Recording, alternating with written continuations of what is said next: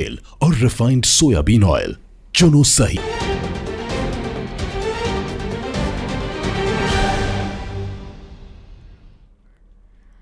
नमस्कार, बहुत स्वागत है आपका 8 की ताजा खबरों के साथ। मैं हूं रीनू यादव। सबसे पहले बात करेंगे जबलपुर में प्राइवेट स्कूलों की मनमानी पर प्रशासन सख्त नजर आया।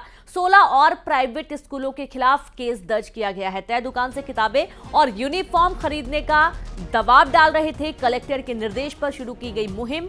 अब तक 34 प्राइवेट स्कूलों पर कार्रवाई की जा चुकी है। और आप ये देखिए कि ये नया मामला है जब 16 प्राइवेट स्कूलों के खिलाफ और केस दर्ज किया गया है। तय दुकानों से किताबें और यूनिफॉर्म खरीदने का पूरा मामला है। जैसा कि पेरेंट्स पर स्कूल प्रबंधन दबाव डालता है कि उन्हें तय दुकानों से ही सामान खरीदना है, यूनिफॉर्म खरीदना है, बुक्स खरीदना है, बैग्स खरीदना है। और इसके चलते एक अतिरिक्त भार भी पेरेंट्स के ऊपर आता है। और ये पूरा मामला काफ़ी लंबे समय से चर्चित रहा है और अब इस पर एक्शन लिया गया। कलेक्टर ने कुल 34 प्राइवेट स्कूलों पर कार्रवाई की है।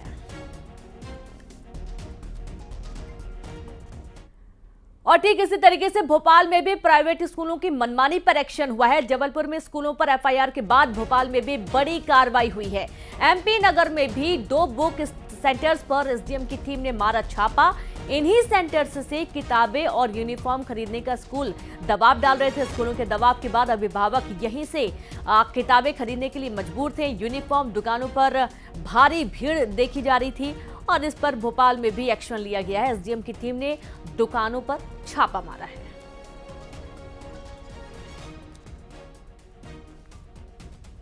तो स्कूलों की मनमानी पर अब लगाम लगेगी।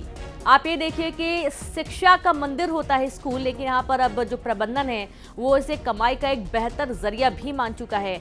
फीस तो अच्छी खासी लेते ही हैं और साथ ही साथ एक अलग तरीके से दुकानदारों से साझेदारी होती है, जिसमें ज़्यादा दामों में कॉपी, किताब, बैग, यहाँ तक कि पेन पेंसिल भी खरीदते हैं।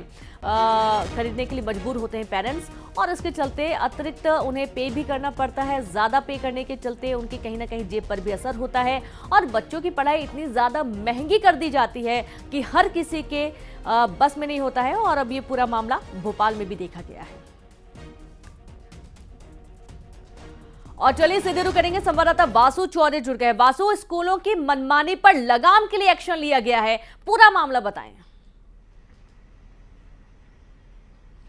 जी देखिए, बिल्कुल ठीक कहा आपने। लगातार ऐसा देखने में आया है, कई सालों से ये सिलसिला चल रहा था कि स्कूल एक तो पढ़ाई के लिए पहले मोटी फीस, मोटी रकम की वसूली करते हैं और उसके बाद जब जरूरत के सामान हो, चाहे बुक्स हो, ड्रेस हो, यूनिफॉर्म हो, यहाँ तक कि जूते और मोजे तक में जो कमीशन खोरी का पूरा एक सिंडिकेट है वो बनाया जाता है और बेजा वसूली जो है वो पेरेंट्स से की जाती है, बच्चों के अभिभावकों से की जाती है। इसी पे रोकथाम के लिए मध्य प्रदेश की सरकार ने कड़े निर्णय लिए, सख्त कदम उठाए कि इस तरीके की मनमर्जी, इस तरीके की मनमानी, मोनोपोली कहीं भी नहीं चलेगी, किसी भी स्थिति में नहीं चलेगी। लेकिन उसके बावजूद जो है कुछ स्कूल संचालक और कुछ दुकान संचालक, स्टेशनरी संचालक वो बाज नहीं आ रहे हैं और अब भी मिली भगत करके लोगों को लूटने का काम, पेरेंट्स को लूटने का काम कर रहे हैं और उसी के खिलाफ ये बड़ा एक्शन हुआ। जब इस तरीके के मामले निकलकर सामने आए, शासन प्रशासन तक पेरेंट्स ने अपनी शिकायत पहुंचाई, तो जो टीम है प्रशासन के, एसडीएम की अगुवाई में, वो कल देर शाम एमपी नगर के 2 बुक स्टोर पर पहुंची और वहां पर दबिश देकर ये पूरी कार्रवाई जो है की गई। जब टीम वहां पर पहुंची तो टीम ने ये पाया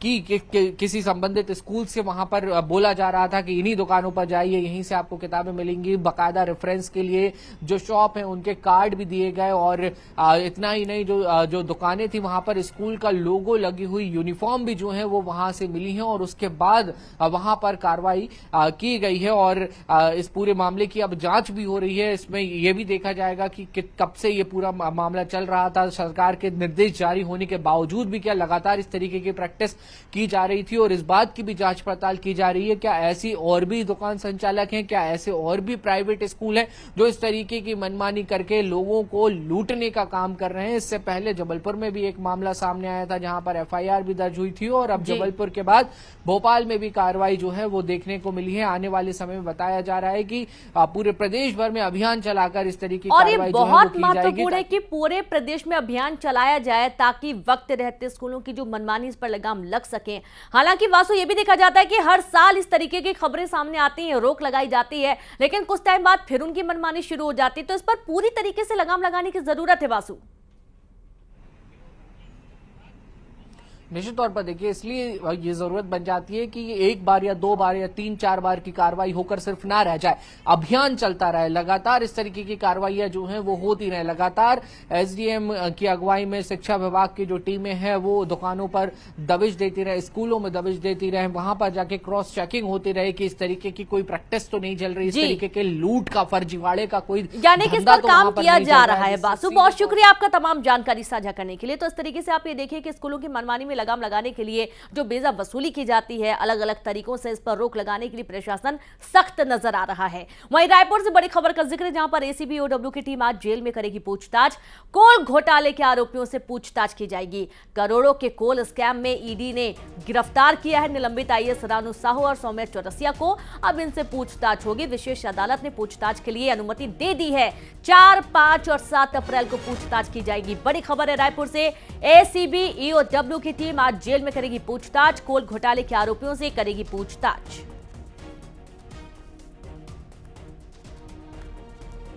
तो निलंबित आईएएस रानू साहू और सौम्या से पूछताछ करेगी टीम। विशेष अदालत ने पूछताछ के लिए अनुमति दे दी है और इसके चलते 4, 5 और 7 अप्रैल को ये पूछताछ की बात सामने आई है, जहां पर अनुमति मिल चुकी है अदालत की तरफ से कोल घोटाले के आरोपियों से पूछताछ के लिए।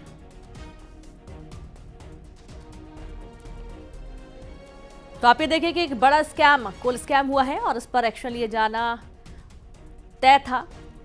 और सीधे रुक करेंगे, संवाददाता तनु वर्मा जुड़ गए हैं। तनु, कोल घोटाले के आरोपियों से पूछताछ के लिए कोर्ट ने इजाजत दे दी, अनुमति दे दी है, अब पूछताछ होगी।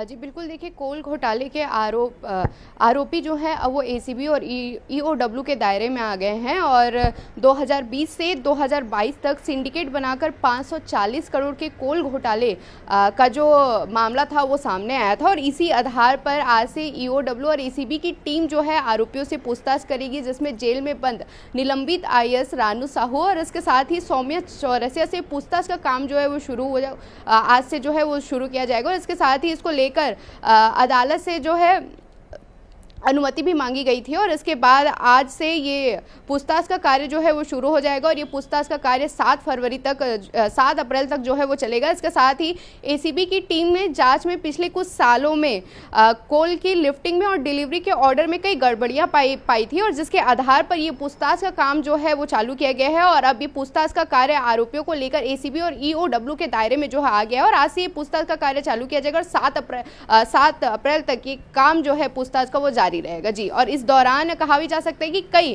अहम खुलासे भी जो है वो हो सकते हैं। बहुत शुक्रिया आपका तनु तमाम जानकारी के लिए। तो कई अहम खुलासे जाहिर से बातें इस पूछताछ में होंगे। और ग्वालियर से अगली खबर का रुख करेंगे, जहां सिलेंडर ब्लास्ट से जुड़ी बड़ी खबर है। माता पिता के बाद अब बेटे ने भी दम तोड़ दिया। 5 साल के मासूम बच्चे की इलाज के दौरान मौत हो गई है। जयरोग अस्पताल के आईसीयू में भर्ती था बच्चा। 29 मार्च को सिंधिया नगर में सिलेंडर ब्लास्ट हो गया था। इस खबर को भी हमने आपको दिखाया था। पूरा घर क्षतिग्रस्त हो गया था, आग लग गई थी और आग लगने से झुलस गए थे 5 लोग। पति पत्नी और बेटे की मौत हो चुकी है। 2 बेटियां अभी भी जिंदगी और मौत के बीच लड़ाई लड़ रही हैं। आईसीयू में उनका इलाज किया जा रहा है। माता पिता की पहले मौत हो गई थी। तीनों बच्चे जख्मी थे और बुरी तरीके से झुलस चुके थे। बेटे की भी मौत हो चुकी है। अब 2 बेटियां हैं जिनकी आईसीयू में इलाज किया जा रहा है।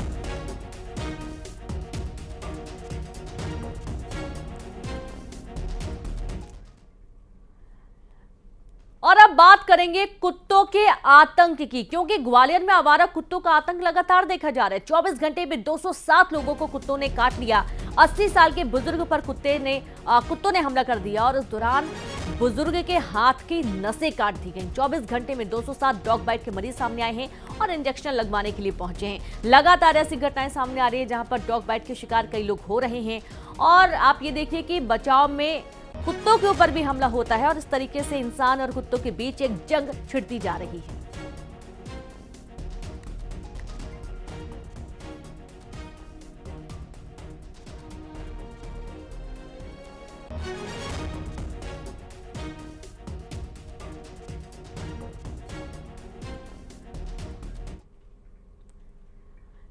रायपुर में पुलिस ने बड़ी कार्रवाई की है। वाहन चेकिंग के दौरान 10 लाख की चांदी जब्त की गई है। मोदाहापारा पुलिस ने इसे जब्त किया है। आप ये देखिए कि जब से लोकसभा इलेक्शन की डेट अनाउंसमेंट हुई उसके बाद से लगातार कहीं गांजा, कहीं चांदी, कहीं कैश, कहीं अवैध शराब बरामद की जा रही है। वाहन चेकिंग के दौरान ये बड़ी कामयाबी टीम को मिली है, जहां 10 लाख की चांदी को पकड़ा गया है। मोदाहापारा पुलिस ने एक बड़ी सफलता हासिल करते हुए 10 लाख की चांदी को जब्त कर लिया है।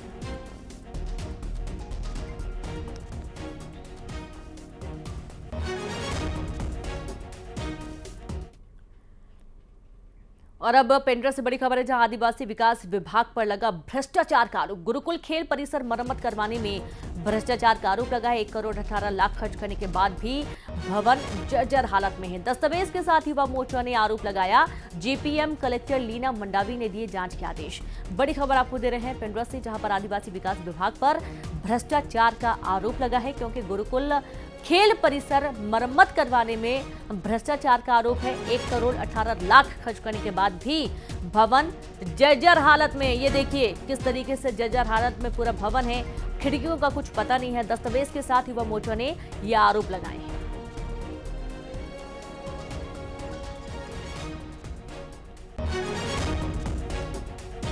और आप ये देखिए कि इन आरोपों के बाद जीपीएम कलेक्टर लीना मंडावी ने जांच के आदेश भी दे दिए हैं, क्योंकि 1 करोड़ 18 लाख खर्च करने के बाद भी अगर भवन की हालत इस तरीके से है तो जाहिर सी बात है एक बहुत बड़ा घोटाला यहां पर अंजाम दिया गया है। और आरोपियों के खिलाफ एक्शन लिए जाने की बात, इसके चलते जीपीएम कलेक्टर लीना मंडावी ने जांच के आदेश दे दिए हैं। पेंड्रा का ये पूरा मामला है। गुरुकुल खेल परिसर मरम्मत का कार्य हुआ था, करोड़ों रुपए इसमें खर्च कर दिए गए। दस्तावेज के साथ युवा मोर्चा ने आरोप लगाते हुए इसमें जांच की मांग की थी, और इसके चलते एक कलेक्टर ने जांच के आदेश दे दिए हैं। आदिवासी विभाग पर भ्रष्टाचार का आरोप लगाया गया।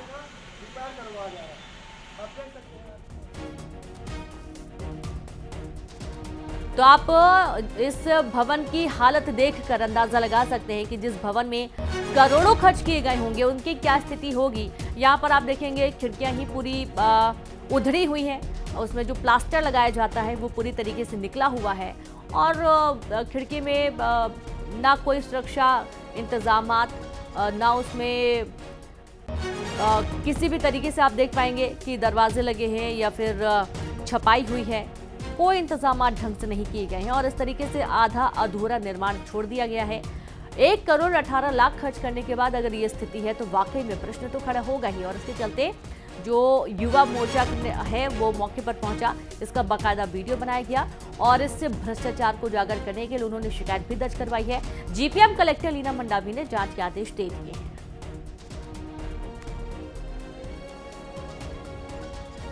पेंड्रा का ये पूरा मामला है। आदिवासी विभाग पर लगा भ्रष्टाचार का आरोप, जहां पर इस भ्रष्टाचार में कई लोगों के शामिल होने की आशंका। गुरुकुल खेल परिसर की हम बात कर रहे हैं, जहां पर करोड़ों रुपए खर्च किए गए, तकरीबन 1 करोड़ 18 लाख खर्च किए गए, और उसके बाद भी भवन की हालत आपकी टीवी स्क्रीन पर।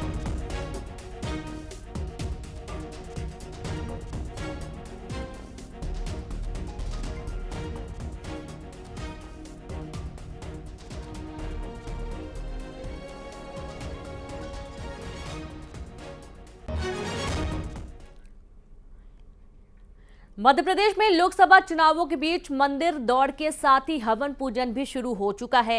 लोकसभा के प्रत्याशी जनता के बीच तो जा ही रहे हैं, और साथ ही साथ प्रसिद्ध मंदिरों में मत्था भी टेक रहे हैं। दिग्विजय सिंह ने मां बगलामुखी मंदिर में विशेष अनुष्ठान कराया, और इसे लेकर सियासत गरमाई हुई है। ये पूरी रिपोर्ट देखिए।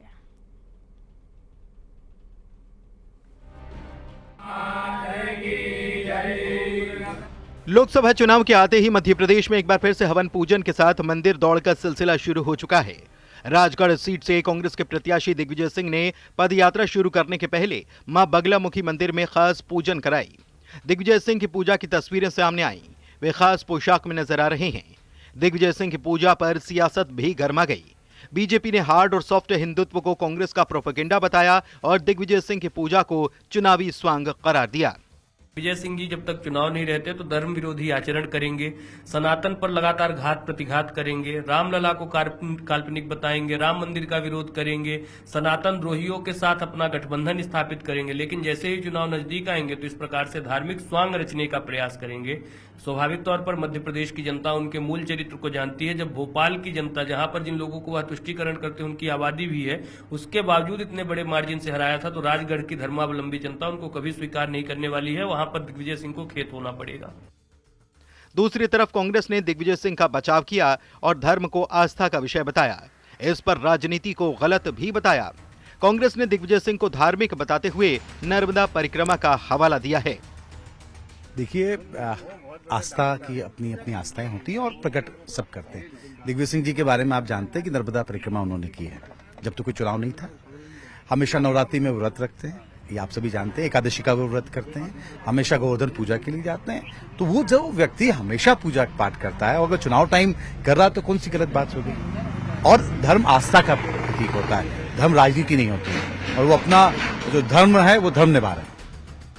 इस बार देश के लोकसभा चुनाव में राम मंदिर का मुद्दा भी जमकर उठ रहा है। हाल ही में राम मंदिर प्राण प्रतिष्ठा समारोह हुआ और इस बीच मध्य प्रदेश में कांग्रेस और बीजेपी दोनों ही दल के नेता अपने आप को राम भक्त बता रहे हैं। हालांकि बीजेपी प्राण प्रतिष्ठा के कार्यक्रम से कांग्रेस के इनकार को मुद्दा बना रही है, लेकिन प्रत्याशियों के मंदिर जाने और विशेष अनुष्ठान का सिलसिला जरूर शुरू हो चुका है और इसके साथ ही सियासत भी जारी है। मध्य प्रदेश में लोकसभा चुनाव के पहले एक बार फिर राजनेताओं की मंदिर मंदिर की दौड़ दिखाई देने लगी है। कांग्रेस के दिग्गज नेता दिग्विजय सिंह चुनाव प्रचार अभियान की शुरुआत करने से पहले बगलामुखी धाम पहुंचे। वहां पर उन्होंने विशेष पूजन अनुष्ठान किया। इसके अलावा अन्य प्रत्याशी भी चाहे भाजपा के हों या कांग्रेस के हों पूजन पाठ करते हुए नजर आ रहे हैं। लिहाजा देखना होगा कि राम मंदिर का मुद्दा तो इस चुनाव में है ही, लेकिन मंदिर मंदिर जाकर जो राजनेता प्रार्थना कर रहे हैं, प्रत्याशी जो अनुष्ठान कर रहे हैं, वो कितने उनके लिए कारगर साबित होंगे और इस चुनाव में सियासी नैया को पार लगाने का काम राम जी किसके लिए करेंगे। वीडियो जर्नलिस्ट मोहसिन खान के साथ न्यूज़ 18 के लिए भोपाल से वासु चौरे। किडनैपिंग की इस वारदात ने 2 राज्यों की पुलिस को हैरान करके रख दिया। कोटा में शिवपुरी की छात्रा की किडनैपिंग की कहानी, जिसमें एक के बाद एक ट्विस्ट। इस झूठी किडनैपिंग की कहानी का 15 दिन बाद ऐसे हुआ दी एंड। आप भी देखिए, किडनैपिंग की इनसाइड स्टोरी वो मिल गई।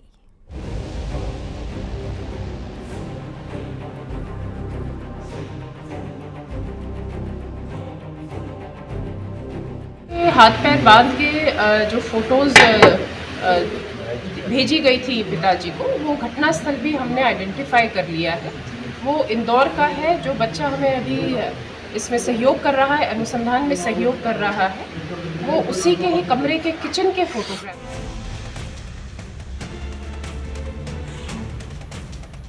एक हर्षित और एक जो लड़की है काव्या, उन दोनों को वहाँ से उनको दस्तयाब कर लिया गया है। सिलसिलेवार इन तस्वीरों को देखिए। सबसे पहले कोटा में छात्रा की किडनैपिंग का फोटो, हाथ पैर बंधे हुए। दूसरी तस्वीर, दहशत भरा मैसेज, 30 लाख की फिरौती की मांग। तीसरी तस्वीर, जयपुर में अगवा छात्रा 2 दोस्तों के साथ दिखाई दी। चौथी तस्वीर, इंदौर के भोलाराम उस्ताद मार्ग सर्वानंद नगर में गर्ल्स हॉस्टल के पास छात्रा अपने दोस्त हर्षित के साथ नजर आई। लेकिन इसके बाद शिवपुरी के बेराड़ के स्कूल संचालक की बेटी का कहीं पता नहीं चला। एक किडनैपिंग का मामला रजिस्टर्ड हुआ था कोटा जिले में, जो विज्ञान शहर थाना है, वहाँ पर एक मामला रजिस्टर्ड हुआ था किडनैपिंग का। उस सिलसिले में कोटा की टीम यहाँ इंदौर पर आई थी और इंदौर में वरिष्ठ अधिकारियों से संपर्क किया गया, जिसमें क्राइम ब्रांच की 2 टीमें लगाई गई थी उनके लिए। 18 मार्च से शुरू हुई थी कहानी। 2 राज्य की पुलिस किडनैपिंग के इस केस में हैरान परेशान हो गई। राजस्थान और एमपी पुलिस शिवपुरी की रहने वाली छात्रा की तलाश कर रही थी, जिसके घर वालों के मुताबिक कोटा में रहकर छात्रा पढ़ाई कर रही थी। तभी 18 मार्च को किडनैपिंग और रैंसम का मैसेज लड़की के पिता के पास आया। कोटा पुलिस ने जांच की तो चौंकाने वाले खुलासे हुए। लड़की महज 3 दिन ही कोटा रुकी थी। इसमें सूचना के आधार पर एक व्यक्ति से पूछताछ करने के लिए कोटा पहले एक जो ब्रजेंद्र नाम के व्यक्ति को कोटा पुलिस पहले ले जा चुकी थी। फिर उसके बाद युवती जो लड़की थी छात्रा का अभी तक कोई सुराग नहीं मिला था। इसमें क्राइम ब्रांच और कोटा पुलिस लगातार प्रयास कर रही थी। किडनैपिंग की कहानी शुरू से ही शक के दायरे में थी। इस झूठी अपहरण की कहानी का राज फाश हुआ जयपुर में बस स्टैंड से आई अगवा छात्रा की तस्वीर से। फिर इंदौर में नजर आई कहानी झूठी थी। इसका पर्दाफाश किया लड़की के एक और दोस्त ने, जिसने बताया विदेश में पढ़ने के लिए साजिश लड़की और इसके दोस्त हर्षित ने रची। इंदौर के जिस पीजी में विजेंद्र रहता था उस किचन में फोटो शूट हुए। पिछले 15 दिन से लापता छात्रा और उसके दोस्त हर्षित की तलाश जारी थी, जो मिले इंदौर में ही। इसमें क्राइम ब्रांच और कोटा पुलिस लगातार प्रयास कर रही थी। इसी सूचना पर जो खुड़ैल थाना क्षेत्र के अंतर्गत देवगुड़ालिया से आगे एक शिवाजी वाटिका है, वहाँ पर ऐसी सूचना मिली थी। सूचना मिलने पर वहाँ से इन दोनों को, एक हर्षित और एक जो लड़की है काव्या, उन दोनों को वहाँ से उनको दस्तयाब कर लिया गया है। इस बीच छात्रा और उसका दोस्त हर्षित अमृतसर गए थे। वहाँ गुरुद्वारे में रुके, पैसे नहीं थे। रुपए खर्च होने पर इंदौर आए। उनके द्वारा ये बताया गया है कि उन्होंने काफ़ी समय अपना अमृतसर में जो कि अपना गुरुद्वारा है वहाँ पर रहे हैं। पैसा इनके पास कम था तो इस वजह से वहाँ पर रहे थे। अभी फ़िलहाल इसमें चूँकि कोटा पुलिस इसमें इन्वेस्टिगेशन कर रही है और कोटा पुलिस के आने के बाद उनको हैंडओवर करने के बाद और इन्वेस्टिगेशन में जो तथ्य आएंगे उसके आधार पर वैधानिक कार्रवाई की जाएगी। 15 दिन बाद आखिरकार किडनैपिंग की इस कहानी का दी एंड हुआ। इंदौर में मिथिलेश गुप्ता के साथ bureau report, news 18, Madhya Pradesh, Chhattisgarh. और चलिए अब देखेंगे चुनाव 24।